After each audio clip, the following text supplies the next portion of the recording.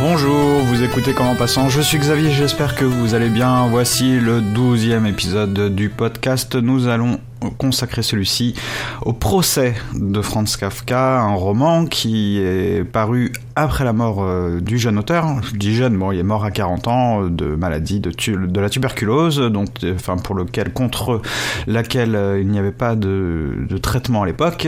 L'époque, il est mort en 1924, donc c'est un écrivain de langue allemand, il est né à Prague, il a été traduit, j'imagine, dans toutes les langues, et vous pouvez trouver absolument tous ces textes en français. Il est mort à 40 ans, en 24, et le roman Le Procès est paru l'année d'après, en fait, suite à un petit travail alors notamment de son éditeur, évidemment, mais de je ne sais plus qui, de sa famille, il me semble, ou un ami, je me rappelle plus, parce que Le Procès, en tant que tel, n'était pas destiné à la publication. C'est pourquoi dans, j'imagine, toutes les éditions que vous pouvez trouver du Procès, il y a des chapitres inachevés. Le roman en compte 10 des chapitres, il fait un peu moins de 300 pages, et dans mon édition par exemple en folio, après la fin, vous avez des chapitres inachevés ou qu'on n'a pas su classer, intégrer dans le texte, ça développe certains éléments, le procureur, un des personnages, etc. Donc, c'est assez drôle de penser que c'était pas... je sais pas ce que Kafka pensait à l'époque, bien sûr, mais c'était pas un roman censé être publié, et pourtant c'est largement considéré comme un des plus grands romans, non seulement du XXe siècle, de son temps, mais aussi de toute la littérature.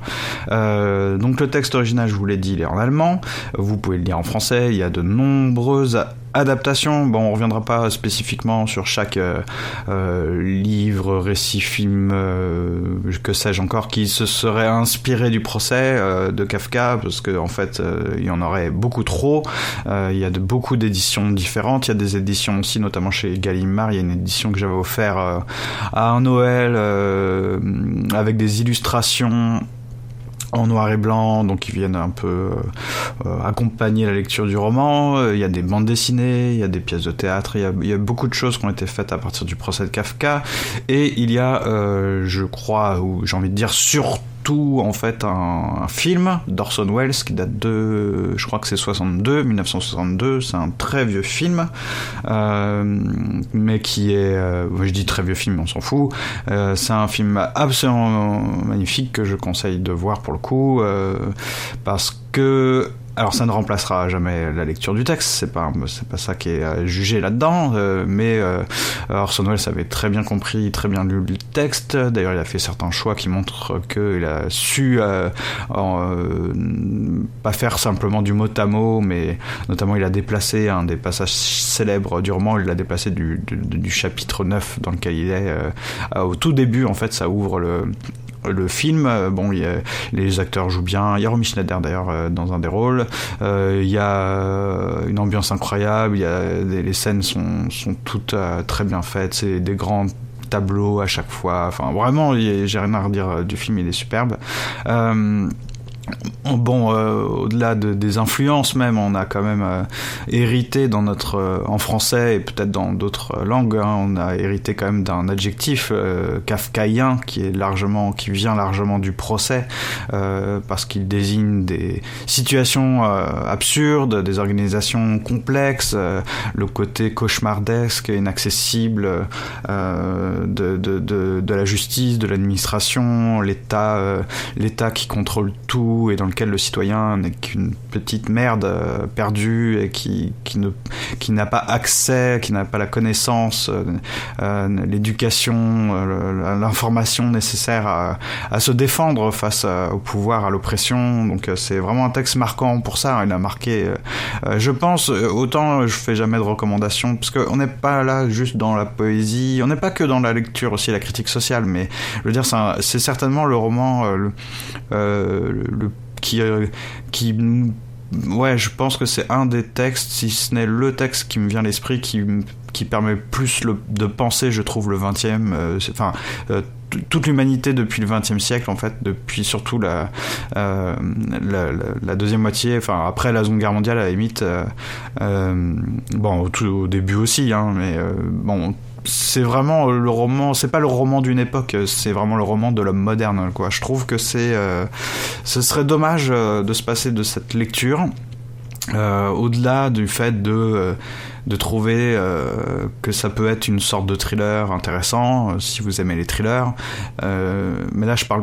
Voilà, c'est un roman qui fait penser, c'est pas seulement une chouette histoire ou une histoire intéressante et originale, ça l'est forcément, puisque ça a aussi influencé d'innombrables séries télé, enfin, ça a influencé des scénaristes, tout simplement des raconteurs d'histoires, et ça a influencé, je veux dire, quel vrai philosophe du XXe siècle n'a pas parlé de Kafka, quel faux philosophe, quel journaliste ne place pas son grain de sel des fois sur Kafka alors qu'il n'en sait pas forcément des fois grand chose, mais ne serait-ce que quand on utilise le mot kafkaïen, qu'est-ce que ça veut dire, des fois on sait pas trop, mais enfin on comprend, je pense, à notre époque, que c'est quand même un roman majeur et que ça nous aiderait très franchement, ça devrait être tout le temps à étudier à l'école, ce texte-là, parce que ça nous permettrait aussi d'avoir un autre regard sur la littérature et de faire tomber quelques clichés sur le côté un peu la littérature c'est fait pour j'ai pas envie d'utiliser de gros mots, mais il y a bien un cliché comme ça, quoi. La littérature c'est fait pour les gens un peu sensibles, vous voyez, un petit peu fragile, un petit peu femmelette, c'est de la poésie, c'est romantique et tout ça. Kafka n'a rien de ces clichés là. Bon, de toute façon c'est un cliché complètement idiot, mais je veux dire il existe quand même, hein. Les littéraires on pense à la littérature comme un truc fait pour les femmes, ou soi-disant on est dans l'émotion, on est dans le sentiment, on est fait bon, aujourd'hui au XXIe siècle c'est peut-être un peu moins vrai, on perd peu à peu ce cliché, mais je pense que mine de rien il demeure un truc un peu comme ça, du genre c'est pas vraiment la vraie vie, quand on veut se mettre à penser les choses sérieusement, on lit des choses sur l'économie, la géopolitique et tout ça. Même la philosophie, on sait pas trop où la placer, j'ai l'impression, dans l'imaginaire collectif, comme ça, dans nos catégories sociales, de ce qu'il y a à lire, de l'information, enfin, quand on pense les choses seulement en termes de médias. Bon, tout ça pour vous dire, en tout cas, ouais, c'est un truc qui aide vraiment considérablement à penser beaucoup de choses, et notamment ce que c'est vraiment le thème du podcast, finalement, à travers le procès de Kafka, c'est le jugement. Ce que c'est que la doctrine du jugement, et c'est pas pour rien que dans les illustrations que vous pouvez voir, dans le film aussi d'Orson Welles, même je veux dire, les illustrations de couverture, souvent c'est des trucs en noir et blanc. Moi sur la mienne en folio, par exemple sur la couverture de l'édition folio classique là que j'ai,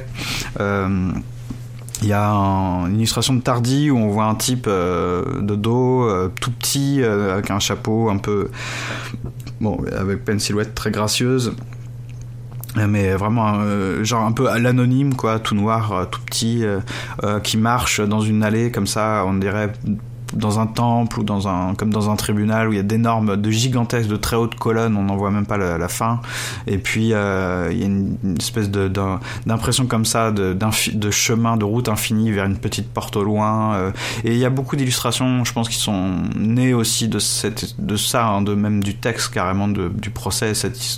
L'adjectif kafkaïen reflète ça aussi, cette idée, vous voyez, toutes ces illustrations qu'on fait avec des escaliers en spirale infinie, des illustrations où on voit une petite silhouette, un petit bonhomme perdu dans des escaliers à n'en plus finir, voilà, c'est bien cette impression là qui se dégage je pense, du procès dans la culture populaire, dans notre représentation. Mais là, oui, même pas en termes de culture, mais vraiment pas au sens de ce qui est des biens consommables, quoi, mais vraiment de comment ça nous a comment ça a modifié notre sensibilité, je pense, à notre rapport à beaucoup de choses. On sous-estime souvent, hein, je crois, la manière dont des textes comme ça aussi puissants ont modifié notre façon de penser, vraiment collective. Je pense que le procès, c'est largement un des textes qui dont on peut dire que ça a modifié quelque chose dans l'humanité, peut-être pas chez les Chinois ou voilà d'autres, mais en tout cas nous occidentaux, ça a modifié notre rapport à pas mal de choses et on a vu, en plus c'est arrivé à un moment où il y avait même une sorte de besoin, ça a été très interprété comme si ça avait été voulu d'ailleurs, cette dimension politique qu'il y a dans le texte, alors qu'en fait elle était pas vraiment volontaire chez Kafka. C'était pas un espèce de document, enfin c'était pas un roman révolutionnaire quoi, ou pour dénoncer tel ou tel état, l'Union soviétique ou je ne sais quoi. Non, c'est plus, je trouve, philosophique, au sens où ça... Alors quand j'utilise le mot philosophique, c'est forcément un peu prétentieux, d'autant que j'en maîtrise pas toutes les significations, bien sûr, donc veuillez me pardonner si vous êtes un grand maître en la matière, mais l'idée c'est que il y a bien un enseignement à tirer de ce texte sur ce que c'est même que le jugement en tant que système, comme un concept quoi. La doctrine du jugement, alors c'est pas un concept, c'est une espèce de lecture, je sais pas moi, de dimension de l'espèce humaine, je sais pas trop comment expliquer ça clairement. Mais voilà, c'est pas que un thriller, c'est notamment une espèce de thriller bien sûr, mais ça nous apprend des choses. Il y a plein d'interprétations, mais ça nous apprend des choses sur ce que c'est que le jugement. Et même d'un point de vue historique également, on va le voir un petit peu plus loin. Donc par rapport à tout ce délire là de kafkaïen, parce que je vous ai pas encore dit de quoi ça parlait le texte, même si je me dis que c'est quasi inutile, tout le monde sait ce que c'est, je pense, le procès de Kafka à peu près. Et en fait il y a un passage du texte qui me semble un peu à propos, très à propos pour expliquer un peu tout ça, et qui en fait c'est ce qu'on appelle la parabole de la loi. Donc c'est un texte qui a été édité du vivant de Kafka en 1919, qui a été intégré après dans le procès. Et Orson Welles a décidé de le déplacer plutôt que... Parce que ça vient un peu pas comme sur un cheveu sur la soupe, mais c'est vraiment une sorte de fable. Donc on casse le récit, et Orson Welles a bien fait, je pense, au lieu de laisser... Donc c'est un personnage... le personnage principal du procès, c'est Joseph K., qui rencontre dans le chapitre 9 un prêtre dans la cathédrale. Le chapitre s'appelle « À la cathédrale », et le prêtre, pour lui expliquer ce qu'est la justice, en gros, lui raconte une parabole, la parabole de la loi, et donc ça casse le récit. Tout d'un coup, on a juste un type qui raconte une histoire, et Orson Welles a bien fait, je pense, plutôt que de laisser le personnage raconter ça, l'a illustré en fait, et l'a mis en ouverture de son film. Donc avant de rentrer dans le film, on a cette allégorie de la justice, cette parabole de la justice, de la loi, qui est très belle, hein, et les illustrations qui ont été trouvées là par Orson Welles, c'est magnifique. Quand j'avais vraiment vu ce film, j'avais trouvé ça génial de commencer comme ça. Et cette parabole elle est racontée au héros du roman, donc Joseph K, hein, c'est Joseph, puis on n'a jamais le nom entier, c'est K avec un point, par un prêtre. Et même si je vous ai pas encore vraiment dit de quoi ça parlait, tout ce roman, je vais vous lire le passage, donc qui est un petit peu long, c'est vrai, mais qui nous apprend vraiment à quoi on est censé faire face là dans tout ce roman. C'est donc le personnage de l'abbé qui livre à Joseph K, suite à une petite discussion, ce qu'on appelle la parabole de la loi, que l'abbé présente comme un texte parmi d'autres écrits qui précéderait la loi. Et voici la parabole, qui est un petit peu longue, hein, je vous l'ai dit, et pas forcément incroyable à écouter, mais c'est vraiment en termes de sens qu'il faut réussir à se concentrer. Donc je vous inviterai à relire ce texte après le podcast, plutôt que simplement à voir ce que je pourrais vous lire. Une sentinelle se tient postée devant la loi. Un homme vient un jour la trouver et lui demande la permission de pénétrer. Mais la sentinelle lui dit qu'elle ne peut pas le laisser entrer en ce moment. L'homme réfléchit et demande alors s'il pourra entrer plus tard. « C'est possible, dit la sentinelle, mais pas maintenant. » La sentinelle s'efface devant la porte, ouverte comme toujours, et l'homme se penche pour regarder à l'intérieur. La sentinelle, le voyant faire, rit et dit « Si tu en as tant envie, essaie donc d'entrer malgré ma défense. Mais dis-toi bien que je suis puissant. Et je ne suis que la dernière des sentinelles. Tu trouveras à l'entrée de chaque salle des sentinelles de plus en plus puissantes. Dès la troisième, même moi, je ne peux plus supporter leur vue. » L'homme ne s'était pas attendu à de telles difficultés. Il avait pensé que la loi devait être accessible à tout le monde et en tout temps. Mais maintenant, en observant mieux la sentinelle, son manteau de fourrure, son nez pointu et sa longue barbe rare et noire à la tartare, il se décide à attendre quand même jusqu'à ce qu'on lui permette d'entrer. La sentinelle lui donne un escabeau et le fait asseoir à côté de la porte. Il reste assis là des jours et des années. Il multiplie les tentatives pour qu'on lui permette d'entrer et fatigue la sentinelle de ses prières. La sentinelle lui fait subir parfois de petits interrogatoires, l'interroge sur son village et sur beaucoup d'autres sujets, mais ce ne sont que des questions indifférentes, comme les posent les grands seigneurs, et pour finir, elle dit toujours qu'elle ne peut pas le laisser rentrer. L'homme, qui s'est abondamment pourvu pour son voyage de toutes sortes de provisions, emploie tout, si précieux que ce soit, pour soudoyer la sentinelle. Et la sentinelle prend bien tout, mais en disant « Je n'accepte que pour que tu ne puisses pas penser que tu as négligé quelque chose ». Pendant ces longues années d'attente, l'homme ne cesse presque jamais d'observer la sentinelle. Il en oublie les autres gardiens, et il lui semble que le premier est le seul qui l'empêche d'entrer dans la loi. Et il maudit bruyamment la cruauté du hasard pendant les premières années. Plus tard, en devenant vieux, il ne fait plus que grommeler, il retombe en enfance, et comme au cours des longues années où il a étudié la sentinelle, il a fini par connaître jusqu'aux puces de son col de fourrure, il prie les puces elles-mêmes de l'aider à fléchir le gardien. Finalement, sa vue s'affaiblit, et il ne sait si la nuit se fait vraiment autour de lui, ou s'il est trompé par ses yeux. Mais maintenant, il discerne dans l'ombre l'éclat d'une lumière qui brille, à travers les portes de la loi. Il n'a plus pour longtemps à vivre désormais.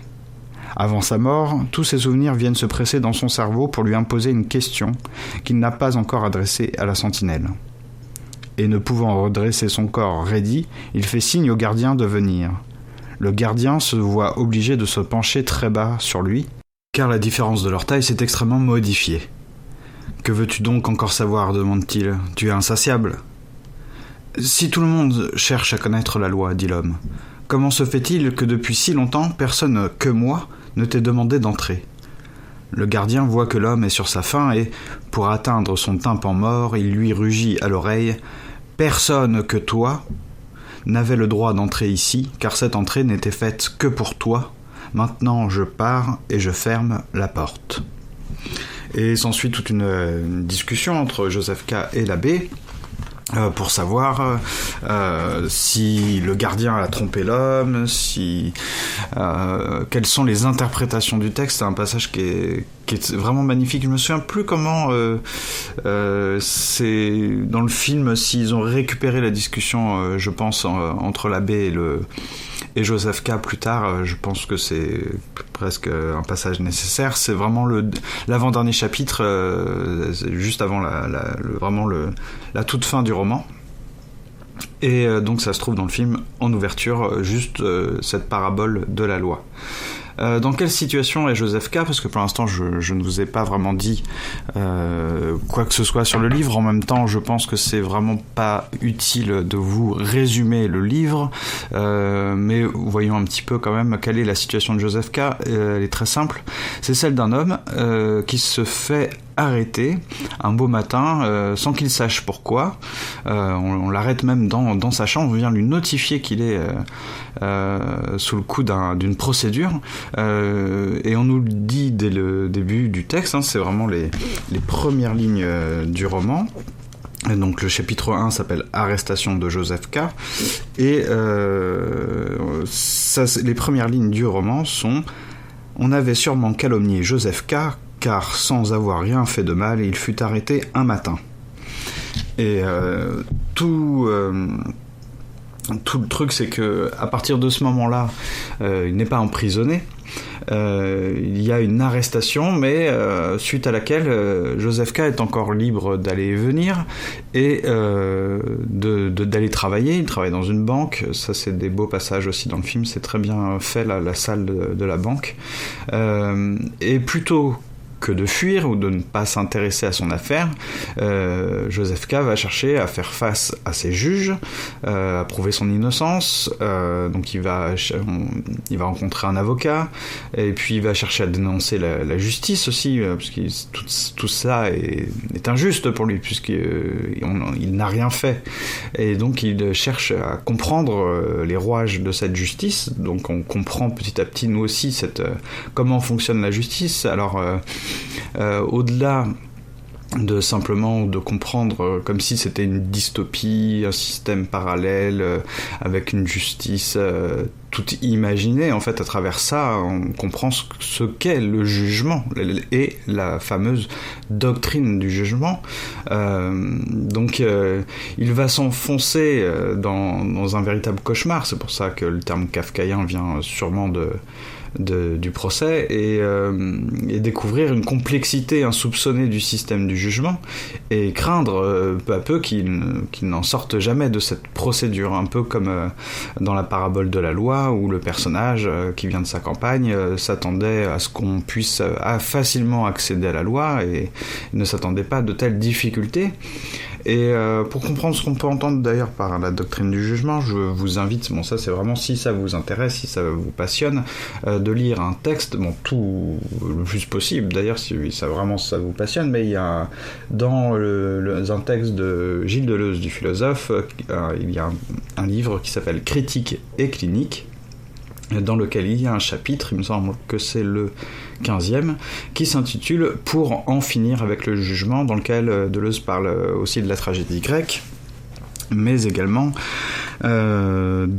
d'Artaud, donc pour en finir avec le jugement. Si vous avez déjà lu Artaud, il y a un texte magnifique qui s'appelle pour en finir avec le jugement de Dieu. Et vous pouvez écouter d'ailleurs tout cet enregistrement, parce que c'est lu par Artaud lui-même. Vous pouvez trouver des choses sur YouTube, je pense. J'essaie de vous les trouver. Je ne sais pas si c'est légal. Je vérifierai avant de les mettre. Pourquoi la tragédie grecque d'ailleurs, ça c'est un truc qui est très passionnant à lire. Alors ça je vous recommande aussi, si vous aimez tout ça, de lire, en plus c'est vraiment très peu de texte, vous pouvez lire la tragédie les pièces d'Échille, et puis après, puisque ça vient après, les pièces de Sophocle. Et Deleuze montre brillamment comment s'est modifié le rapport des dieux, puisque souvent dans la tragédie grecque il y a les dieux. Bon, alors là vous pouvez aussi lire Épicure et tout ça, il y a plein de choses, c'est passionnant tout ça, mais il y a un passage, une évolution entre Échille et Sophocle, et c'est chez Sophocle que naît cette doctrine du jugement. Chez Échille, les dieux sont assez impuissants, ils ont l'air un peu impuissants, ils sont pas là pour juger finalement, et c'est bien chez Sophocle, alors notamment dans la pièce d'Ajax, où on se rend compte que les dieux décident pour les hommes, et que forcément les dieux sont inaccessibles aux hommes. Ils leur disent ce qu'ils veulent bien consentir à dire, donc le héros, l'homme, à travers Ajax, ne comprend pas quel est son destin, quel est le destin que les dieux ont décidé pour lui. Alors c'est Deleuze, dans ce texte, Deleuze en tout cas montre à quel point, comment en tout cas de la tragédie grecque jusqu'à la philosophie moderne s'est constituée cette doctrine selon laquelle en fait l'homme doit quelque chose et de manière infinie redevable de son existence.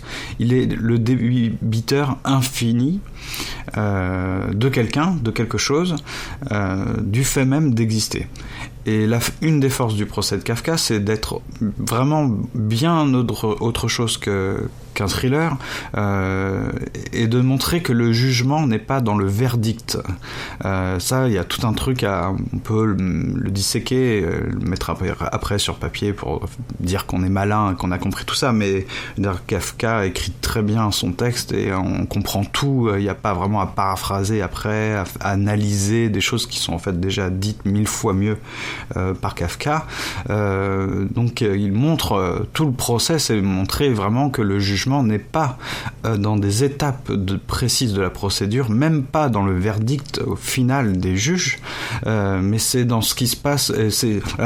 Ça n'a pas de lieu, et le jugement n'est pas rendu au tribunal. Le jugement, c'est l'ensemble de cette procédure, donc avant, pendant, après.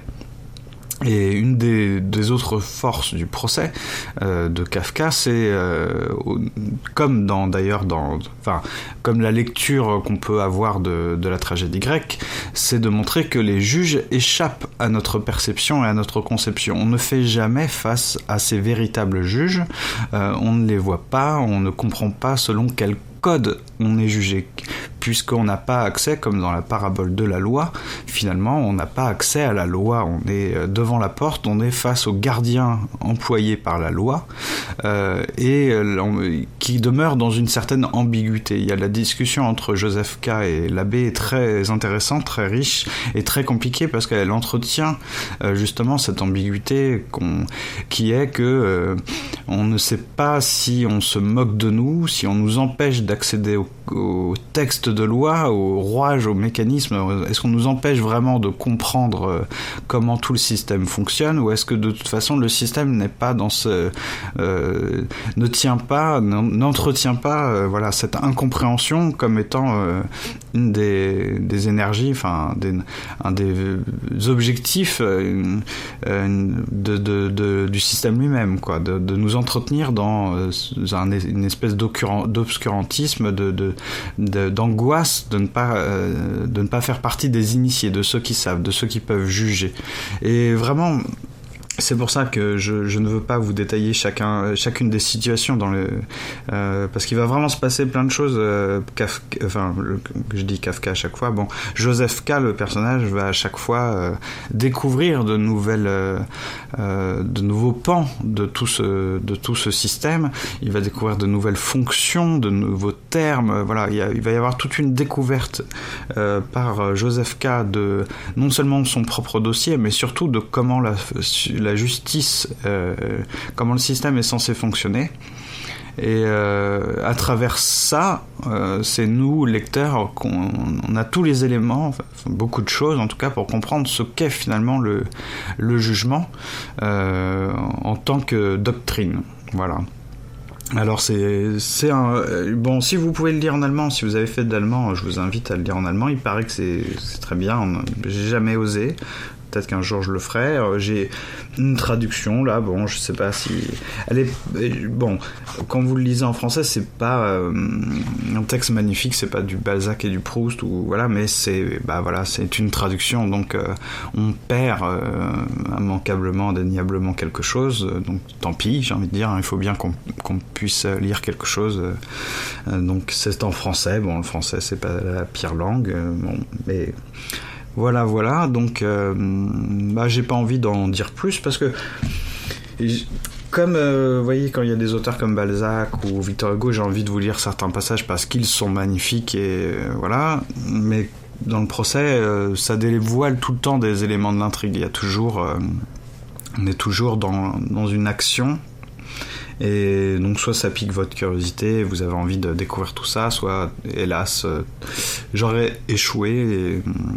Non, mais encore une fois, c'est jamais pour vous recommander simplement les choses de manière un peu brute et gratuite, comme si c'était une nécessité d'avoir lu ce texte, mais je pense qu'on ne peut pas prétendre, en tout cas vraiment, ce serait difficile de se passer de ce texte pour penser certaines choses sur notre société et sur la pensée de l'homme mode, enfin voilà, l'homme en tant que comme nous on est homme, hein, puisque être homme au temps de la tragédie grecque, c'était pas être homme comme aujourd'hui. Et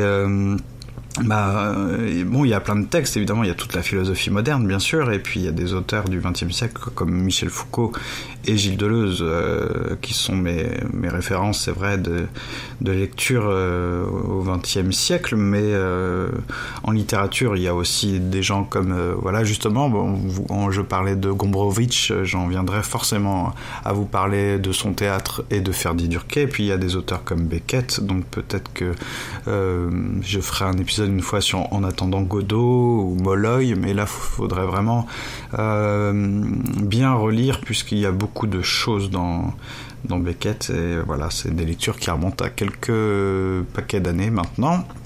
Enfin, au moins 5-6 ans, j'ai pas remis le nez dans Beckett par exemple depuis longtemps, j'ai pas relu Ferdi Durquet depuis. Mais bon, Kafka, voilà, le procès. Et je peux finir par vous dire, puisque j'en ai pas parlé, de la colonie pénitentiaire, où là, dans ce texte, donc qui vient avant, qui a été publié quand Kafka était vivant, en 1919, la colonie pénitentiaire nous montre un autre aspect de rang de la justice. En fait, on est face à presque deux systèmes qui s'opposent. On a la doctrine du jugement dont on vient de parler dans le procès, et puis dans la colonie pénitentiaire, on a vraiment un système assez incroyable. Hein, ça a dû nourrir aussi des scénaristes, des écritures de scénarios pour des œuvres de science-fiction notamment, je pense, parce que la colonie pénitentiaire, c'est complètement incroyable. On est dans un système justement où la justice est marquée dans les corps. Alors je vous en dis pas plus, mais là on est dans un système qui s'oppose à la doctrine du jugement et qui serait une espèce de système de la cruauté qui serait différente, un peu plus antique, un peu plus cruel dans les corps, au lieu de... Parce que finalement dans Kafka, dans le procès, je veux pas vous en dire plus, mais vous doutez que pendant longtemps, en tout cas, on n'est pas dans...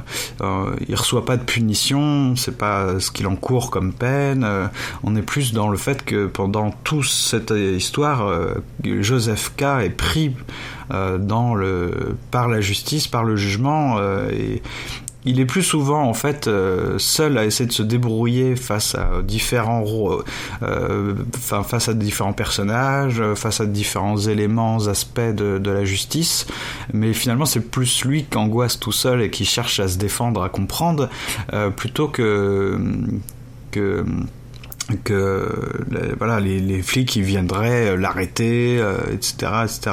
Non, c'est lui-même qui, une fois qu'il sait qu'il est arrêté, se met en branle pour essayer de se défendre et tout ça. C'est vraiment passionnant. Bon, il y a une phrase d'ailleurs, mais j'hésite à vous la lire parce qu'elle vient à la toute fin du chapitre, de l'avant-dernier chapitre, qui résume, qui est dite par l'abbé justement, qui résume une manière de penser tout ça. Et c'est une belle phrase, mais je me dis que autant que vous la découvriez, que vous la découvrez, autant que vous la découvrez, bon, il se fait tard, autant que vous lisiez tout ça tout seul, et puis que vous trouviez ça beau tout seul, sans que je vous ai mis le nez sur quelque chose. C'est la beauté. Alors oui, je vous dis, parce que même si ce sont des traductions, c'est quand même des textes. Il y a peu de textes, mais bon, c'est Beckett, sûrement le premier auteur qui m'a fait cet effet-là. Quand je lisais ça, à chaque page, je m'arrêtais des dizaines de fois, je relevais la tête et je me disais putain, mais c'est incroyable ce que je viens de lire.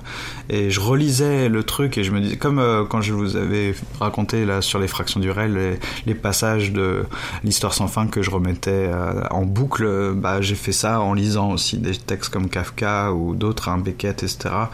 Je trouve ça tellement puissant, que ça m'a tellement secoué, que je faisais comme ça aussi. Je relisais en boucle des phrases, des petits passages, je me disais mais c'est incroyable que ça a été écrit, c'est vraiment époustouflant quoi. Et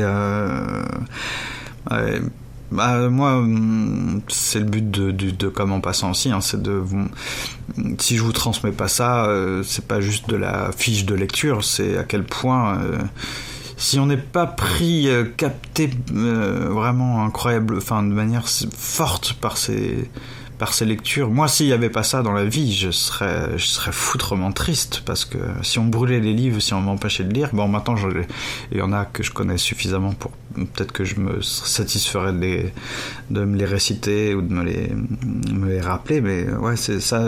Bon, le procès, c'est vraiment un texte comme ça, incroyable, dans tout ce qu'il, c'est d'une intelligence hors norme quoi, voilà. Et c'est pas écrit, vous voyez, faut pas que vous ayez peur en vous disant mais c'est que de l'exposition, c'est que de l'analyse, c'est un livre, des textes d'intello. Ma mère, que vous avez entendu la dernière fois, me sortait des fois des trucs un peu comme ça, parce que je pense que la littérature du XXe siècle, des gens comme Beckett ou Kafka, ont un bagage aussi assez... même Melville, dans Moby Dick, on sent qu'ils arrivent... c'est un peu plus dense quoi, que de dire du Balzac et du Proust. Et pourtant, ces gens-là, des Balzac, des Proust, des Stendhal, avaient une culture philosophique indéniable et ils s'en servent de temps en temps. Enfin, de temps en temps. Ils s'en servent de temps en temps. Oui, enfin, ils l'énoncent, ça se voit, quoi, des fois. Mais les auteurs du XXe siècle, c'est vrai qu'ils sont un petit peu plus pénibles, un tout petit peu plus denses, un petit peu plus lourds. Tout de suite, on veut... c'est pas vrai de tous les auteurs, là, je vous parle vraiment des écrivains, des grands écrivains du XXe siècle, mais ont une ambition derrière de penser, quoi. Comme s'il fallait arrêter d'écrire simplement des petites promenades, des petits trucs, alors que c'est pas ce que ce que faisait Balzac ou des auteurs, par exemple, de la littérature française du XIXe siècle. Mais voilà, il y a comme une espèce d'urgence, là, au XXe siècle, je crois, d'écrire des choses qui font penser, quoi. Et ça se voit un peu plus, qu'avant on est plus dans des trucs où c'est pour ça qu'il y a du danger aussi à trouver que c'est que du symbole, alors que c'est pas que du symbole. Mais comme il y a souvent des tableaux, des scènes, des personnages comme des personnages conceptuels, quoi. Un personnage qui est là dans Kafka ou dans Beckett, il a un sens en tant que tel. Il est pas là juste parce que je sais pas, parce que c'est le cousin de quelqu'un et qu'il va faire avancer l'intrigue. Non, il a tout de suite une portée, une interprétation, alors que dans d'autres romans avant le XXe siècle, finalement, il y avait des personnages qui étaient là plus doucement, plus délicatement, de manière plus ambiguë. On savait pas trop à quoi ils n'avaient pas comme une fonction ou vraiment une force derrière eux. C'est pas vrai pour tout, mais c'est vrai que les personnages même ont changé, quoi, du 19e au 20e siècle. Bon, le 21e, je sais pas quoi en dire encore. Voilà.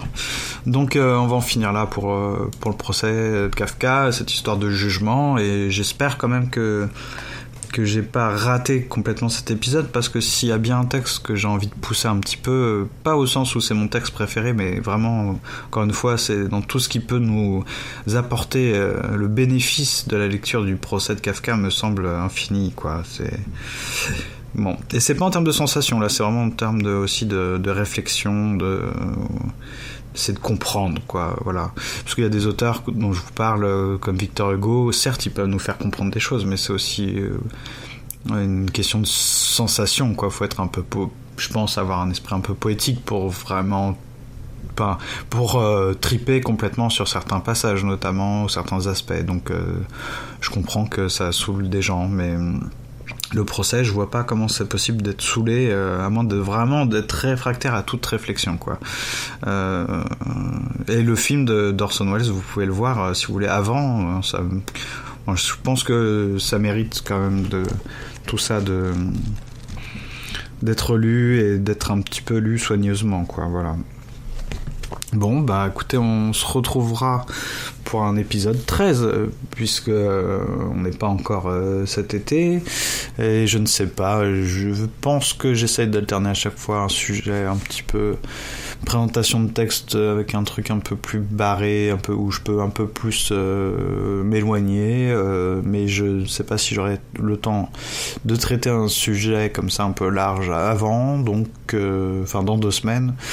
Donc on verra bien, je mettrai à jour le site, bien entendu, pour que vous sachiez vraiment le plus de choses sur le prochain thème, puisque je vous le rappelle, vous êtes invité à participer, à contribuer à ce podcast de manière un petit peu libre, mais dans l'esprit, dans l'esprit de la loi.